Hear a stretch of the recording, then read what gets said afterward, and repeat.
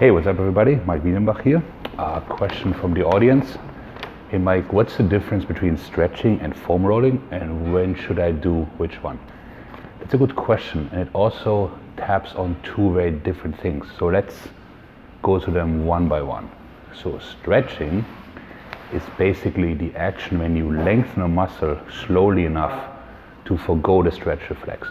So if I do this, the proprioceptors in my biceps send a signal not to stretch too soon, so thereby I don't injure myself. Whereas if I stretch this slowly, I can elongate the muscle.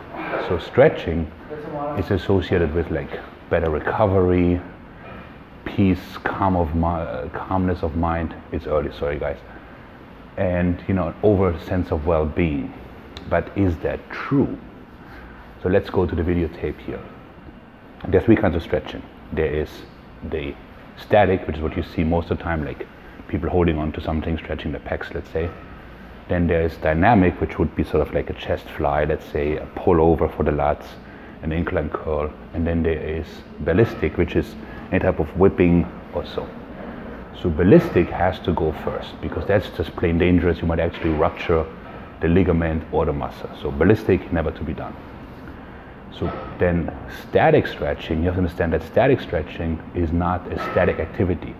So it can only be done when you're already warm. So when people basically go to the gym Monday night, yo, chest bro, and they're holding on, stretching their pecs after the treadmill, that's a recipe for disaster, because it makes the muscle weaker. It basically lowers the force production, it sets you up for an injury.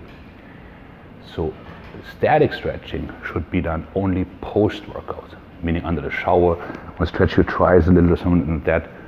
Whether there's any benefits to it in terms of recovery injury prevention is to be debated. There isn't much data that it does anything, but there might be some sort of like mental cool down, coming down or so. So if that's you, then by all means that's fine.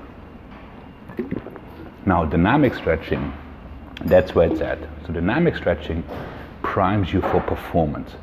Let's say before you train chest, you do some light flies, stretch, contract. You go through the whole range of motion, the stretching part, the contraction part. That will set you up for higher performance. So that would what we call feel exercises. So the pull over, stiff arm pulling over the lats, the incline curl, the Superman press for the shoulders, the X-Men for the medial delt, the sissy squat or the stiff leg deadlift. So when it comes to stretching, take home message is this: ballistic stretching, never. Dynamic stretching, definitely before, and static, if you must, post-workout. So that leaves foam rolling. So you see people rolling like on these things before and after the workout. But what does it really do? So the idea is it breaks open trigger points, which are tiny nodules in the muscle that cause all kinds of nasty things. So the muscle becomes very taut, and then basically what you're looking at is it can be inhibition, meaning shorter range of motion. It can be referred pain, which means the nodule might be stinging, but you're feeling your shoulder. And it can be direct pain. It can also be tension headaches and so on and so forth. So the theory is I'm rolling the muscle out, I hit the trigger point, and they open up. Is that true? To some extent, yes. But those things, they're basically made from, I guess, some sort of like foam. They won't do much for you because they're just too beat up. So let's say you have somebody like my size rolling on this thing, you're done. Like it's just not gonna have enough resistance.